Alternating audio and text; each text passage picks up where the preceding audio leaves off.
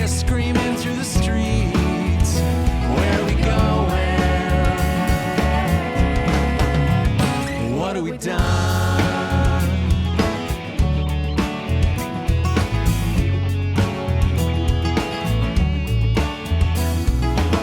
You turn your head and you look away, pretend it's just a movie or a sad, sad play.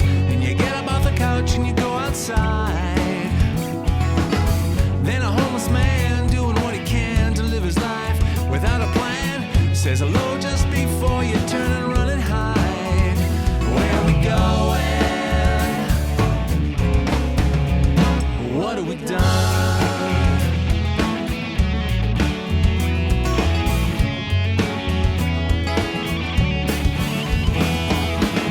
There's no more time to waste. There's no more time. We cannot in our haste commit these crimes.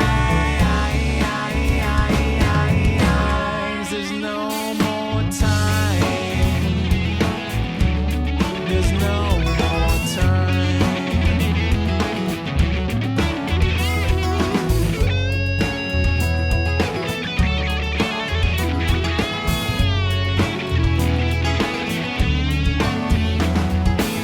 You go back in, pick up the phone, you call your friends to tell them you don't want to be alone, and you go and hit the bars to have a little fun. Do a drink or two, maybe blow a few to get your mind off feeling so blue, just until you can't remember what you've done. Where are we going? Where are we going? Where are we going? What have we done? What have we done? There's no more time to waste. There's no more time. We cannot in our haste commit these crimes. There's no more time. No more time, no more, no more There's no time. more time. No more time, no more time, no more time. There's no more time. No more time, no more time, no more. There's no more time. No more time, no more time, no more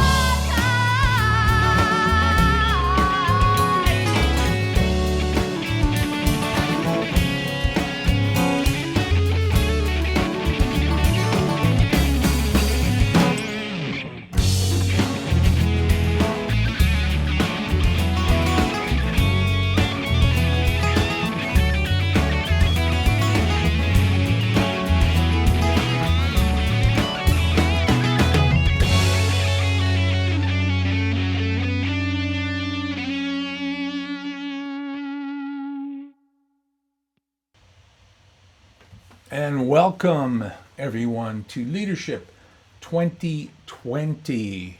Great to have you here with me today. My name is Herky Cutler. I'm going to be your host. And what you're looking at here is a quote from the famous Chuck Norris talking about our topic for today, which is the tail that wags the dog. And if you look at this quote, we're going to talk a little bit more about it later on. But if you look at this quote, I want to tell you now that even though I would never go up against Chuck Norris because I think he can kick the crap out of me, I believe that what he's saying here is wrong in terms of the way I'm looking at this topic, the tail that wags the dog. Great to be here with you, ladies and gentlemen. I hope you're doing well. Let us know where you're coming from, where you're tuning in from. It could be from all over the world, which is fantastic. Again, my name is Herky Cutler, and I'm broadcasting live, not from the universe, but I wanted to have this background because many of you are probably aware of the fact that the universe has a huge impact on our lives in terms of energetics. And I'm not sure if you've noticed what's going on in the world lately, but there are some things that aren't going very well, including the COVID-19 pandemic, of course. And one of the main reasons for that is the energy that is produced by the cosmos, by the universe. And I know some of you might think that's a little airy-fairy, but I happen to believe that it's true. So things are moving to a different level of consciousness, and the universe has a lot to do with that. And right now, in terms of the way things are aligned, it's sort of like, I don't know, it's sort of like, that's why some of the things that are going wrong. And if you notice in your own life, if you have more stress in your own life, if you're a little bit shorter with people than you normally are, it could be part of because of what's going on in the universe. So that's why I have this background today, to remind us of that there are things bigger than us, bigger than leadership. And it's great to have you here. So as I mentioned, today's episode is The Tail That Wags the Dog. And the reason this came up as a topic is because I had kind of advertised on LinkedIn. I was developing this Leadership 2020 series, and I was trying to find a title for it, and I kind of put it out there to people to suggest what they might think would be a good title. And someone, for the life of me, I can't remember who it is, and I probably should have gone back and checked it out, but I didn't. And she came up with this title, The Tail That Wags the Dog. And I was actually almost thinking about going for it for the title of the whole series. And then once I decided upon Leadership 2020 being the title for the series, it became, this became one of the episodes, and here we are today. So I'm going to explain what this is all about. We're going to get back here with Chuck Norris here in a minute. But I did want to welcome people. I see that Paula's here again. Hi, Paula. Good to see you. Paula coming in from Fort Saskatchewan, up in the Great White North. Well, northern anyway. Thanks for checking in, Paula. Hope you're doing well. Let's see. Doesn't seem to be anybody else on right now, but that's totally okay. I want to let people know, because some of you will be watching the video replay, that this show is brought to you by my company, Foothills Youth and Family Services. And Leadership 2020, once again, is a show where we dig into what it means to be a good leader, and hopefully ferret out some of the things that we shouldn't be doing as leaders, or perhaps would do less of, so we can become better leaders. It's designed to be an interactive show, so we're looking for people to ask questions, make comments, and I'll be able to deal with those comments as we go along in the show. So that's kind of where we're at in terms of what Leadership 2020 is all about. And just because each show has its own subject matter, and each episode does, it doesn't mean that you can't ask any question about leadership at all. That's what we're here for. This is a show to get us to become better leaders, and God knows we need it in this day and age, do we not? I think we do. So I want to get back to this Chuck Norris quote and tell you why I disagree with it. And again, Chuck and I aren't going to go at it to get face to face, because he'll kick the crap out of me. But I'm an ex-educator, and what I find this very interesting, because what Chuck is saying here is that teachers need to take control of the school so that they'll run better. And I want to share a little story about my own background in terms of education. So I worked at a place called the Alternative High School, which is in Calgary, and it still exists today. And it actually taught me a whole lot about leadership. It's a school that belongs to the Calgary Public Board of Education, and it's designed, or at least it was designed, I'm not so sure it runs this way in the exact same format today, but in the days that I was there, it was designed to be a democratic school. So we had 120 students, that was the max for the amount of students in the school, and we had 12 staff, including the principal. And all these students came from different public schools in the Calgary board area, and they came to the alternative high school because they weren't able to make it in the regular school system. Not because they weren't good students necessarily, they just weren't able to make it for a variety of different reasons. So alternative high school became just that for them, an alternative. The cool thing about the school is, because it was run on these democratic principles, every Friday we had a town meeting, and those meetings were run by students. They learned how to run these meetings through their social studies classes. And if you wanted to have, let's back up just a sec, anything that wasn't school board policy could be dealt with at the school level and become a rule and agreement for the whole school. So the way that worked is, if you had an issue that you wanted to put forth at the town meeting, or maybe a motion about a particular rule. So for example, if you wanted to have a hat rule, so you either can wear hats at alternative high school or you can't wear hats at alternative high school, you would make that motion at the Friday town meeting. There'd be a discussion about it, and that was very cool because some staff, in many schools it's kind of we versus them, right? Staff versus students. At the alternative high, it wasn't like that at all. So we had these 12 staff who all have different opinions about things in the world. And so one staff would get up and say, yeah, I really think we should have a hat rule in the school, and here's why. And another staff would get up and say, I don't think we should have a hat rule in the school, and here's why I think we shouldn't. And then there'd be this discussion. Students would, of course, have input as well. And then there'd be a vote. Every person had one vote in the school. 120 students, 12 staff.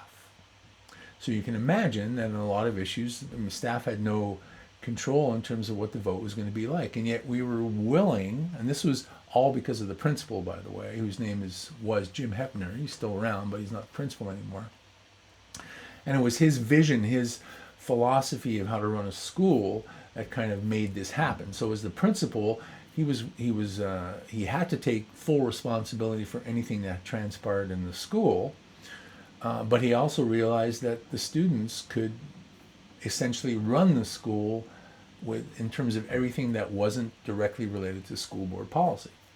So what was cool about that, and by the way, the alternative high school was the only school, probably still is, in the Calgary Board of Education that was allowed to have a therapeutic dog in the school. And the reason that happened is because one of the science teachers, or the science teacher, had a dog, brought him to school, and this dog used to just walk around the school. And dogs, of course, animals have this sense about people, and if a kid was feeling down, guess where that dog would head? Just kind of lie down, the kid would pet the dog, and that was therapy for the kid. And this dog, of course, when the school board found out about the dog, they said, you can't have a dog in a school, for health reasons. And the kids said, no, we want this dog. So they actually fought the school board. I think it took 2 years back in those days.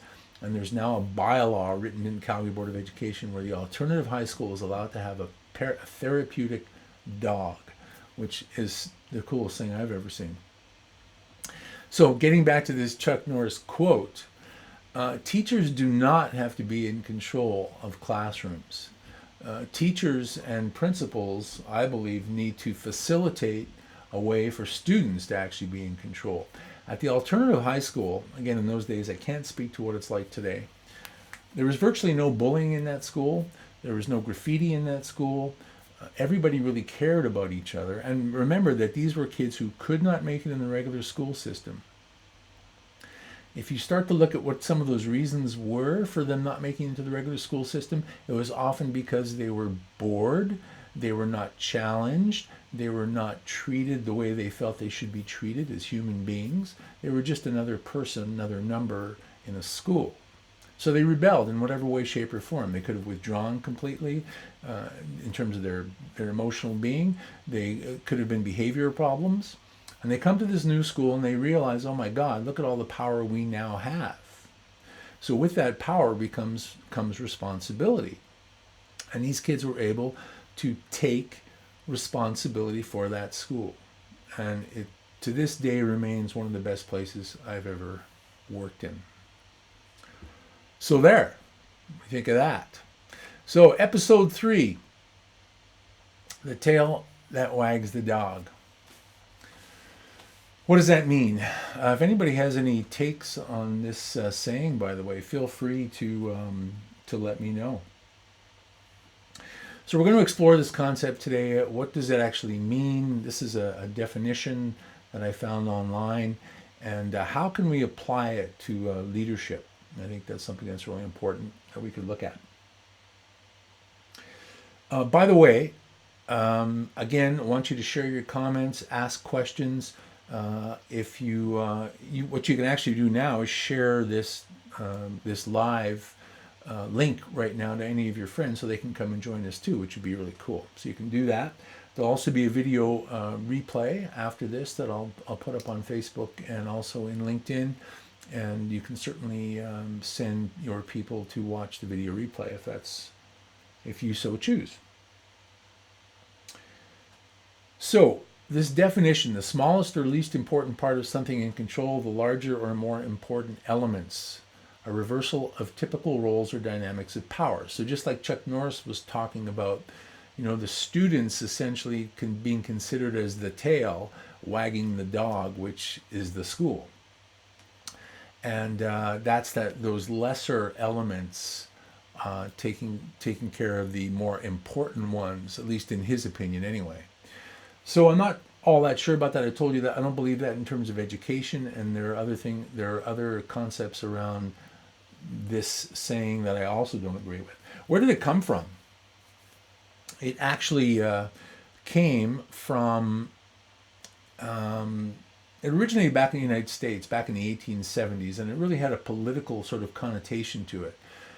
Some of the first sightings of this phrase came about when a particular state, let's see what did I write in my notes here? Right, a state convention, a state political democratic convention was they felt that whatever happened in that convention could actually control the entire Democratic Party. So they were saying that the tail of the Cincinnati Convention could control the party, which that lesser entity, the convention, one state, controlling an entire federal party. So some other examples of this notion that I find interesting. Social media. Have you been a part of or witnessed social media that kind of emerges from somewhere, and it then all of a sudden becomes fact? So there was back to the U.S. again. There was a lot of talk about this when we were dealing with the 2016 election, and even now with the upcoming 2020 election, around the Russians and the way they might have been tampering with the election results, and the speculation, and in some circles perhaps the proof was that they were finding out that these people in Russia were just setting up these fake Twitter accounts, fake Facebook accounts, and starting to send messages in whatever to direct the election, direct people's view of what was going on politically in the way that they wanted. And so what happens is, something comes up, somebody mentions something, somebody else sees it, they agree with it, they post it, and before you know it, you have thousands and thousands of people who are sort of abiding by whatever this thing was that was created out of social media. I mean, the fake news aspect is kind of a part of that as well, isn't it? Because we have somebody who states something to be true, other people who believe it, retweet it, repost it, and all of a sudden what was just gossip or made up, even by a social media bot, or again a fake account, now is believed to be true. So that's a case where social media, as the tail, is wagging the dog, the larger global world, in terms of what they believe or what they don't believe, or what they perceive to believe or don't believe, based on what they're seeing on social media. So I find it's a really fascinating example of how in that case the tail can wag the dog. And again, that's not a good, it's more of a negative connotation, just like I thought Norris's quote was. So another example also is in the education system again. So coming from the education system, I can speak to this with a little bit of expertise. So assessment, the way we assess students, we assess them, and therefore we teach to what's being assessed. Or the other way around, what's being assessed ends up being what's being taught. And what's being taught becomes the curriculum. So in Alberta, and I can't speak to other provinces in Canada, in Alberta, for example, we have a system where there are achievement tests at different grades, and hopefully they'll be abolishing that soon, but for now they're still there in some grades. So it used to be grade 3, grade 6, grade 9, and grade 12, we'd have these achievement tests. And I remember teaching grade 6 one year, and it was the first time I had ever taught elementary school in the first place, and the first time I taught grade 6. So we had these achievement tests that we were supposed to prepare the students for. And I quickly realized that whatever I taught had to be based on what the students were going to be assessed on in those achievement tests, which to me was absolutely ridiculous, because I'm one of those teachers, like many others I know, who use the teachable moment. You know, something comes up, something occurs, a current event, something happens in the classroom, and you take that moment and you use it to teach about what's going on in life, what's happening in the here and now, and how students can apply that to their regular lives, right?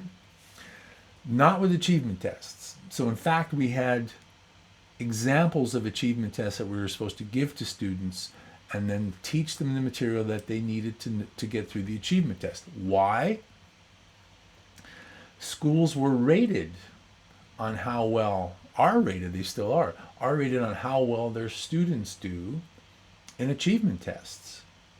And in fact, because the school is rated, it then falls back to the teacher.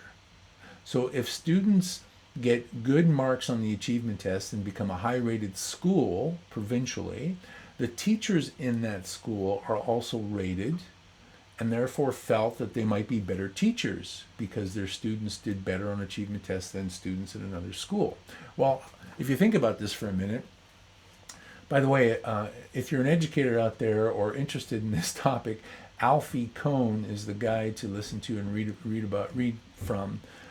He has tons to say about achievement tests, standardized testing, and education, and I'm totally with him 100% of the way. We shouldn't have it, and there's a lot of reasons for it. But this, getting back to this notion of rating the teachers and rating the school, so, you know, is it fair, for example, in Calgary, you have a large high school, and you might have a teacher who all he or she teaches is social studies. So they might have 5 or 6 classes of social studies, and that's all they have to prepare for, and that's all they have to focus on.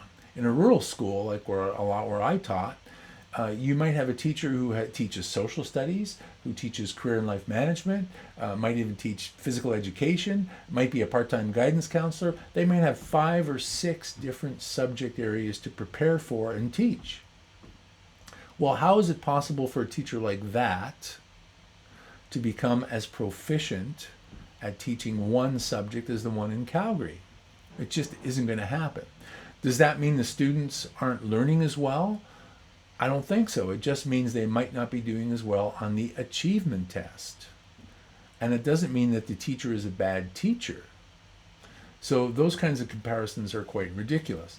So that whole thing about the assessment in education is the tail that wags the dog, which is the education system. So we create curriculum that fits into the assessment model that some schools have, and that's what we teach kids. And we avoid teaching them other things that might be really important for them to learn about life. So there's another example. I don't know if anybody out there has any other examples, but if they do, like, put them up in the comment section for sure. And while we're doing that, let's have a little listen to what Simon Sinek thinks about the tail that wags the dog. Check it out. What is your advice for somebody that's in a company that they don't have an infinite-minded culture? Don't. Don't be there? No. Don't try and influence that which you cannot influence. Don't control that which you cannot control. You know, an infinite mindset means that is something I can't do, but I can influence and take care of the people to the left of me and to the right of me. I can take care of the people who work for me. I can even take care of the person I work for.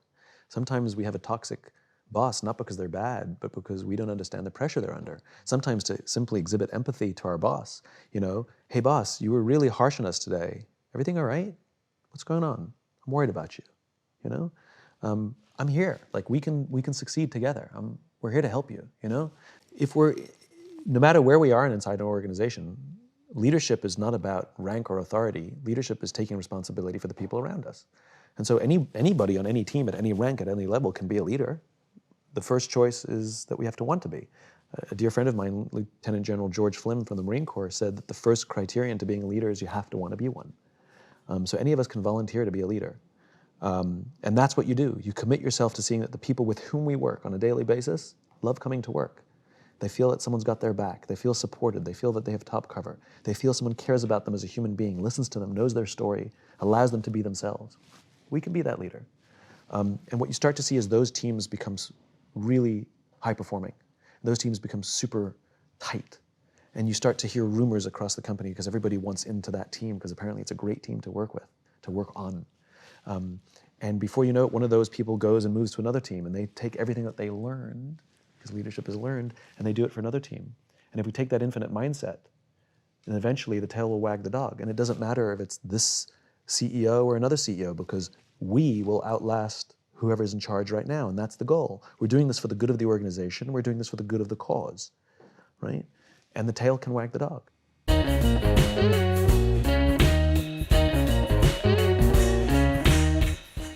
Simon Sinek. I love Simon Sinek. And hey, Jackie, welcome. You're obviously a Simon fan too, I see. It's good to hear. He actually started me off with this whole notion of, finding your why. And can't even remember the title of that book, that talk that I saw first, maybe 6-7 years ago now. But that really changed my life. And so, of course, a lot of leaders, we follow Simon Sinek and see what he's up to. And he happened to have a video on this topic, so I checked it out. So and feel free to throw some comments in around what you think about the video.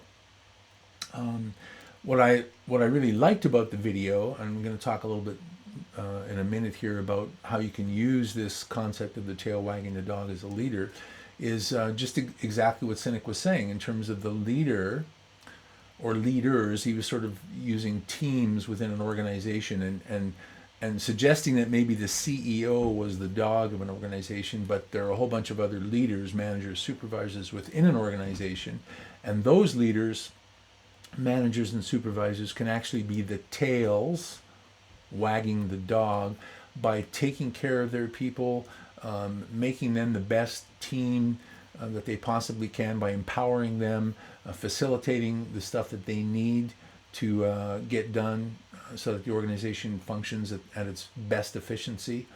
And then those people continue to grow within the organization, and it really doesn't matter in some ways what the CEO or the dog at the top is doing, but this tail of all these other leaders and people who are growing and developing in that way becomes the thing that actually shapes the organization, wags the dog. So I really love that about Sinek.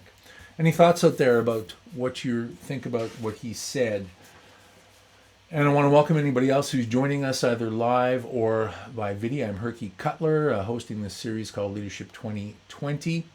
And in this episode, we're talking about the concept of the tail that wags the dog. And happy for you tuning in either live or on video. Don't forget to please like my Facebook Leadership 2020 page. It's called Leadership 2020, hosted by Herky Cutler. Subscribe to my YouTube channel. I'm going to be putting a lot more videos on YouTube in the months to come, as this is the way to go. We're going to be doing a lot of my stuff online, and in the future, also working on developing some courses, online courses that will fit right into this Leadership 2020 notion. So look forward to that in the near future. Any comments out there about Simon Sinek or tail wagging the dog, what it means to you, how you can see it being applied to organizations in some way, shape, or form that you haven't thought of before? Maybe it's a brand new concept for you. Maybe you haven't even heard of it before. So any comments around that would be fantastic. So what does this concept, tail wagging the dog, have to do with leadership? Well, we just saw Simon Sinek and how he talks about it. And I want to take us back actually to my master's thesis, which, when was that done? 1992, I'm thinking 1995 or whatever it was. And strangely enough, My master's thesis was done about the alternative high school that I talked about earlier in this show. And it had to do with how educational administrators acquire and prospective educational administrators acquire and use power in schools. And of course, the reason why I decided to make that my topic for my thesis was because of this experience I had at the alternative high school with a democratic school, and the leader of that school being totally okay with the students essentially running the school. And by the way, staff meetings were done all by consensus.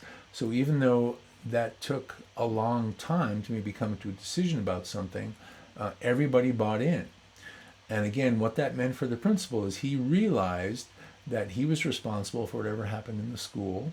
So whatever decision was made, he had to take full responsibility for it, even if he disagreed with what that decision was, but came to the position that, okay, if everybody wants this, I'll go with it. So we do have consensus, because that was the model. And then he went with it and would back it 100%. It wasn't that, he disagreed and then he would sabotage it in some way, like happens in a lot of schools, right? Administration come up with an idea, staff nod their head, and they go back to their classroom and they sabotage what just happened. Same thing in organizations, right? Organizational leaders talk about their vision, talk about what's going to happen, and staff agree, of course, and then they do something to sabotage it because they're only agreed at the staff meeting, not when they left and went back to their office. So the acquisition and utilization of power for prospective educational administrators, I was looking at this kind of democratic notion around this. And I'm going to get to those comments just after I tell this little story. So I'm going to get to this notion of democracy in a school, and I came up with this power with kind of theory. And the power with theory has to do very much with what Sinek was talking about, and that is that you don't lead from in front, you lead essentially from behind, you become the tail. And that whole notion of leadership from behind was also something that came about, I believe it was Nelson Mandela who maybe have coined that phrase, leading from behind.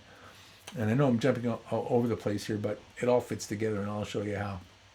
And Mandela was talking about, leaders being shepherds, and from the back of the flock being able to see sort of the big picture about where these sheep are going, and then being able to influence their movement from the way he shepherded those sheep. So he was leading from behind. And then there was a woman, Linda Hill, I believe was her name. I'm just going to check here. Yeah, Linda Hill from the Harvard Business School. She kind of took this concept and developed a theory around it. And out of that came this notion of servant leadership, that leaders should actually serve their people instead of lead them in the traditional sense that, the leader, the Pied Piper kind of approach, where the leader leads and everybody else follows in close behind. So the servant leadership would be a leader who would do whatever he or she could to serve his people so that they could be empowered to become leaders on their own and move the organization forward. So this power with notion in my master's thesis was exactly the same. And when you think about organizations now, I don't know what your experience is. I know organizations are changing. I know that this COVID-19 pandemic is having a huge influence on how organizations operate. But we really have to look closely at the tail wagging the dog, in my opinion, as opposed to the dog wagging the tail. So this notion of leadership from behind, power with, so you're a leader and you have power with all the other people that you work with, and you empower them to become better at what they do. And that kind of leadership, that's always been my leadership style to a degree. And I think it's the way that organizations kind of have to look at, or maybe at least could take a look at, in terms to see if that might be something that would be appropriate for them. All right, Paula, what do we got here? I'm going to put your comment up on the screen.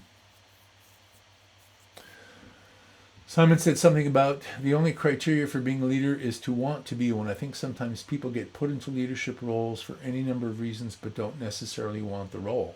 Absolutely. Absolutely. And maybe even if they don't want it, they're not ready for it. So, or even if they want it, they may not be ready for it. So, one of the glaring examples for me comes from the sporting world. Anyone remember somebody named Wayne Gretzky, arguably the best hockey player that ever lived? So Wayne decided to go into coaching, and I'm not sure how many people are aware of his coaching career, but he was a terrible coach. He just didn't do well as a coach, and it just goes to show. I think he wanted it for sure. I think he wanted to be a coach. But he wasn't necessarily prepared to be one, other than the fact that he played hockey for a lot of years. Just because you play something well doesn't mean you're able to teach it, or do something well doesn't mean you're able to teach it to somebody else. And leaders have to find ways to teach their people how to do things and how to be. I think I mentioned this on one of the other shows too. I was working with these firefighters, the senior management team for the Lethbridge Fire Department. And some of those men and women were on the fire truck with their buddies one day, and the next day promoted to a management position. And now, whether they wanted it or not, they weren't ready, and they didn't know how to deal with the fact that yesterday they were this person's buddy, and today they're this person's boss. So yeah, it's a really great point, Paula. And it's being promoted to a leadership position usually happens because, I say usually because there are always politics involved in every organization, and some people get to be leaders for a variety of different reasons. They could be a family member, but a lot of people get promoted into a leadership position because they do really well at whatever it is they were doing prior to it. Just like Gretzky, great hockey player. Now maybe I can be a coach. So great at what you do at whatever position you have in the organization, and now the management thinks that you're ready to be a leader. And you may not even want that position, but what do you say? What do you say when you get to that level and they say, well, now I want you to move up and become a leader and do this? If you say no, what happens, 2 years down the road if you actually do want to become a leader? Will you get the nod? Or what will that do to your performance level at that place where you decided that you didn't want to leave? So it could be a very interesting scenario. So thanks for bringing that up, Paul. Behind every great man is a great woman. Have you ever heard that before? I've never heard it the other way around. Have you? Behind every great woman, there's a great man. I think great women just get there on their own, but men need help. That's kind of where I'm thinking. And I started to think about that as almost, in a way that's also the tail wagging the dog, in the sense that, the great man, whatever that man is doing, a political leader, organizational leader, whatever, athlete, is the one who's out there in the public eye and, getting things done, being successful in whosever eyes are looking at him or her. But it's the woman, usually the great woman behind him in his life that is allowing him to be the way he is, by taking care of everything else that goes on in his world. So in that sense, the woman can be the tail that's wagging the dog, as being the real leader in the operation, if you will, between that couple. What else did I have here?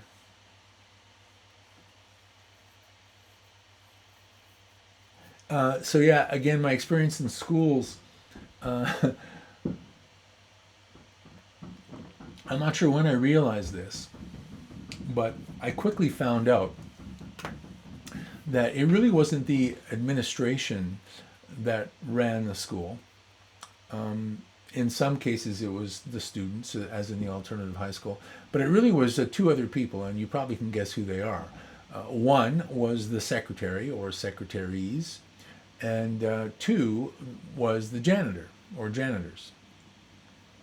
And I quickly realized that whenever I went into a new school, and I had the good fortune of consulting in schools, so I would be in lots of them, and I ran a project that encompassed 4 school boards and 13 schools, doing a career development project with those schools. So I'd always be in the schools.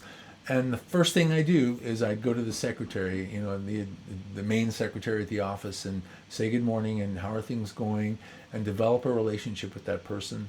And the second thing I would do is make sure I contacted the janitor and developed a relationship with that person. And why do you think that is? Simple. They know everything that goes on in a school. And so if I wanted to know anything about what was going on, I had to have that relationship with those people in order to gain their confidence and gain their trust. And so when something did occur, I would find out from them almost before anyone else. And so the way I'm looking at this concept of the tail wagging the dog, those people in that organization would be the tail, the lesser important, if you will, from a public perspective. Who's the most important part of a school? Some people would say the principal, and hierarchical down, teachers, so on and so on. Students at the bottom level, which is ridiculous, because the only reason that anybody is there is because of the students. So I find that interesting too, that scenario to me represents the tail wagging the dog, and again in a positive way. I'm looking at this tail wagging the dog as a real positive thing in terms of what leaders can do. Also, I've mentioned this before, but it's certainly worth mentioning again. I talk about a lot of these concepts in my book, Get Fit, Go Far, 15 Things That Leaders Absolutely Must Do to Improve Organizational Performance. I don't know if anybody is familiar with that man in that picture with me, but that is the famous Martin Parnell. Martin is a colleague of mine, a fellow speaker and a friend. And I don't know if you know about this man. This is, by the way, it was at a book signing I did. And he was kind enough to come and buy a copy. I think he paid me for it. Yeah, he did. He doesn't owe me any money. But the cool thing, just want to shout out to Martin here in case he ever watches this video, is this man, talk about leadership. By the way, he's one of the things he's doing leadership-wise is he's the incoming Rotary District 5360 District Governor. That'll be starting in July of 2021. So he's going to lead our Rotary District, which is fantastic. Looking forward to working with him then. But this man ran 250 marathons in 1 year. I want to repeat that. 250 marathons in 1 year. I can't even imagine that. And the reason I'm bringing this up in this picture is because I think Martin's an inspirational leader. I have no idea how he feels about the tail wagging the dog. I know that he has a great woman behind him, his wife Sue. I'm sure he'd be the first to agree with that, and has probably led to a lot of his success. But he also has a way of approaching life that I've tried to adapt, and I think leaders might do well to adapt it as well, and I'll share that in a minute. But so 250 marathons in a year. And you can imagine, or maybe you can't imagine what that's like. I've never run one marathon. I used to be a runner before I blew up both my Achilles tendons, and my my max was about 10 clicks, and I would do that. At my peak, I was doing maybe 60 or 70 clicks a week, and playing a lot of basketball, and that's how I actually blew up my tendons. I got to clear my throat here. So this guy's doing 250 in a year, which is just remarkable. And he did it all to raise money, by the way.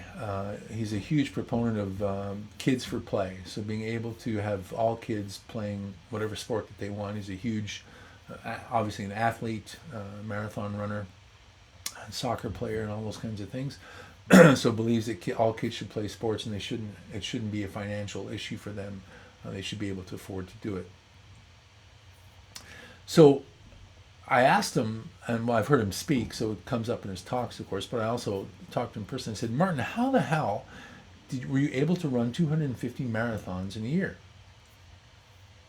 And he said, well, here's how I do it. It's the way I look at life. And he breaks life up into 10-minute pieces, if you can believe this, 10-minute pieces. So what he might do is, after a marathon, we're talking about running one, more than every second day, right? So he might be running 2 or 3 in a row, day after day after day. And so, you might get up in the morning and go, my God, I just don't feel like doing this today. My body is sore and I'm feeling terrible. But in the next 10 minutes, I know I can pull myself out of bed and maybe get to the kitchen and maybe have a cup of coffee.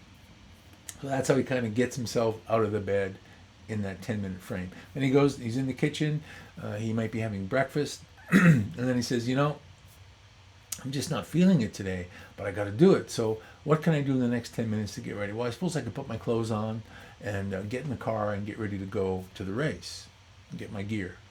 So he does that for 10 minutes. And then he says, well, even if I'm not going to run this thing, I suppose I can drive to the race anyway, since I'm in my car. So he'll drive to the race, and then he gets to the race and he says, well, if I can't do the whole marathon, at least I can start it and do 10 minutes.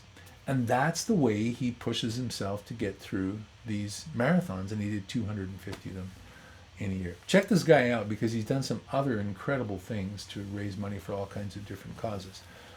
Martin Parnell, pretty good dude. So you can adopt that 10-minute piece. I've used it, when I'm feeling overwhelmed. Okay, what can I do in the next 10 minutes that would be productive? And it works. It works. I don't have it. Probably don't do it as often as he does. And maybe after talking about it today, maybe I'll get into doing more of it. But it's certainly something that you might want to check out. All right. So any of you who've just joined us, welcome. I'm Herky Cutler, your host of this Leadership 2020 series. This show is brought to you by my company, Foothills Youth and Family Services. Please like my Leadership 2020 page on Facebook and subscribe to my YouTube channel. That would be awesome. You can also subscribe to my newsletter, which everything should be in the description below. Happy to have you with here, and don't forget that this video will be replayed for other people to see, or you can share with your friends. Okay, so I should come back. So just kind of summarizing what we've talked about today. And again, if you have any questions, you people who are out there listening, feel free to ask them. I'll answer them by the end. And it doesn't have to be about this episode, The Tail That Wags the Dog. It could be anything around leadership that you want to discuss. So we've talked about this notion, where the phrase came about from sort of a lesser entity actually controlling a bigger entity.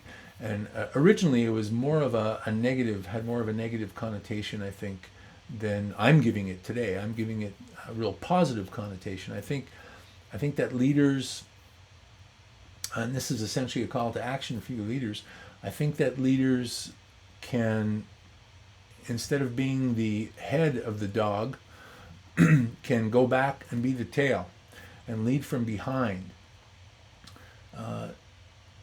Exercise your power as a leader with everybody else in your organization. Facilitate their learning and growth. Help them become leaders, so that it's not just you or your leadership team or senior management. I kind of almost hate that term, that there's this senior management group that is seen to be elitist in some way, shape, or form, and everybody else is just sort of below them. If you need it for your organizational structure, so be it, but hopefully it's not seen as this sort of elite group that nobody can ever, contact. It's almost like that with these huge organizations. When you want to get to somebody at the top, you have to go through, 9 million hoops to get there. I think that's a ridiculous way to run an organization. But that's just me. You might have different opinions about that. So, what kinds of things can you do in your organization that would be more like being a tail that wags the dog? What ways can you help empower your people? How can you be that shepherd That's at the back of the flock. You have the vision, you have a big picture for where your organization wants to be, but how can you move your people in the direction that not only you want to move in, but hopefully everybody is buying into? Because if the organization has a vision and a mission, hopefully everyone is bought into that mission and you're all on the same page working together to get there. And so, you know, if you can think of some specific ways to do that, I encourage you. That's the call to action here: is to try something in the next day or so. If you want some extra help around that, feel free to contact me. You know, I am a leadership coach and happy to do some work with you in that regard. And we can even do a free half-hour consultation if that works for you.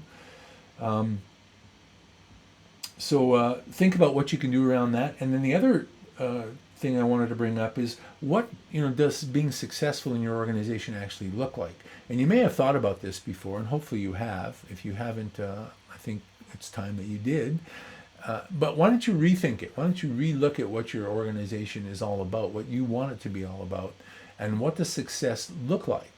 And think about that success in terms of how you want your people to be, how you want them to grow, and where you want them to get to. And if you start thinking of your organization in those terms, I mean, obviously there's a product or a service that you provide for a customer, and that's paramount. Customer service is paramount. It's always the basis of anything that I do. None of us would be here without any customers. So, having said that, I think the way that we build our organizations and treat our teams becomes the best way to serve customers. And you'll know that by either getting more customers or losing customers because of what you're doing now. So that's essentially what I wanted to share with you today. And again, I'm going to ask you to take some steps.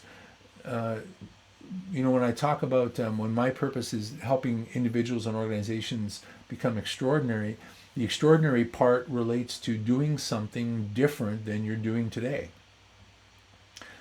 What you do on a day-to-day basis becomes ordinary. So do something different. Try something different in your organization. Take a risk. Take a risk. Try a different way of leading and see what happens. See what emerges. You know, everybody is a leader. Everybody is a leader. You know, we talk about that term situational leadership.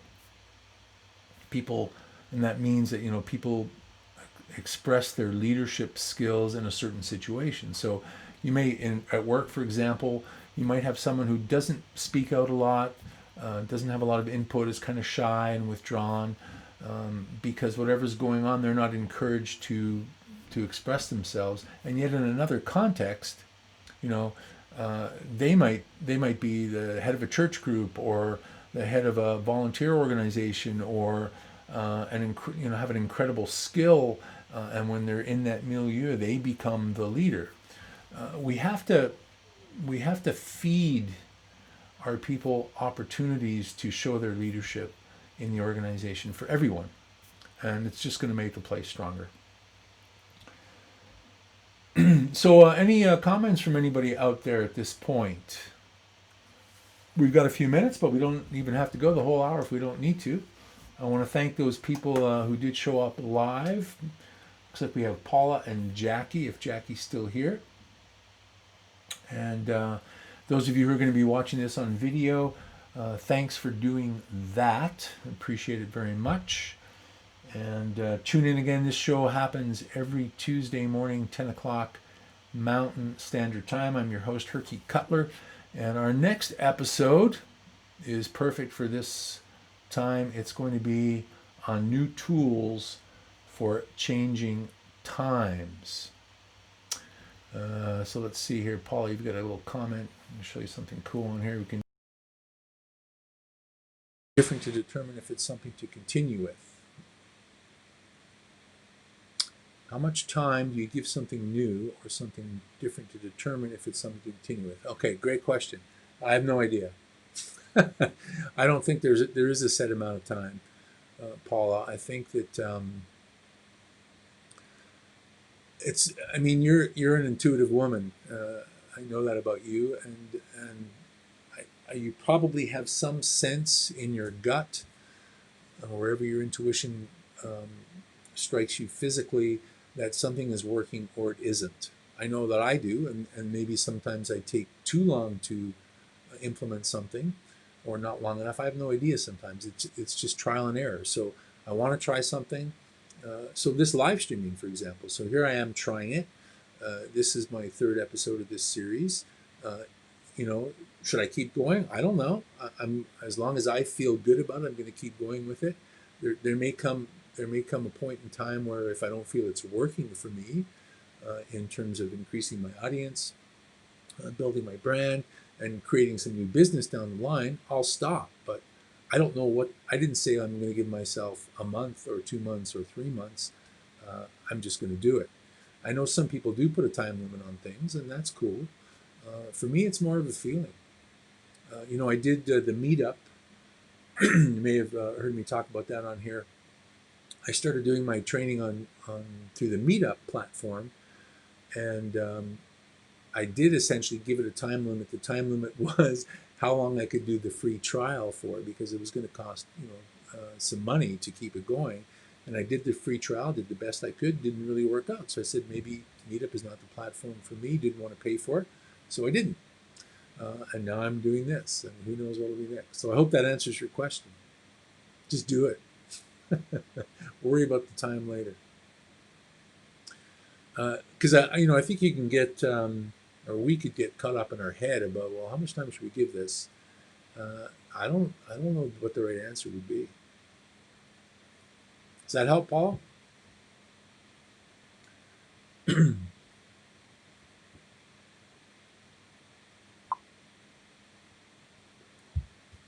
You're welcome. All right, ladies and gentlemen, so next episode, as I mentioned, Leadership 20. Thanks for joining in today. I hope you have a wonderful day. And again, if there's anything I can do to help you along the way, feel free to contact me. And this is Herky Cutler signing out. Take good care, everybody.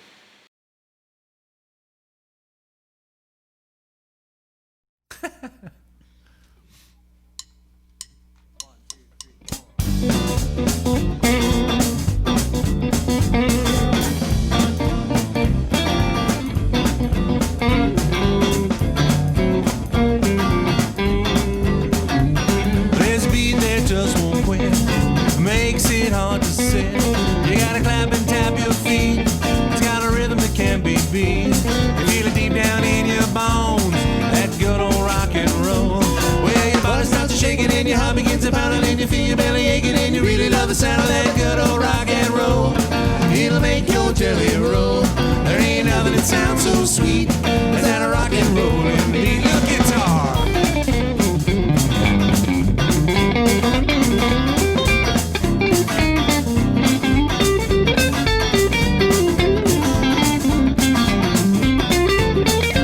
Well, it's been around so long, ain't gonna do you no wrong, and I hope it never dies. That'll bring tears to my eyes. It's embedded in my soul, that good old rock and roll.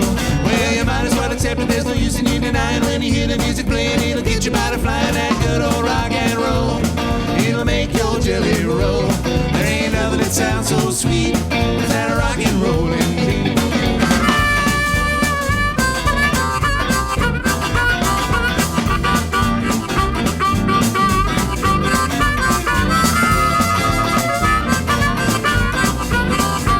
Well, music is a drug that's hard to stop. It's right in your veins.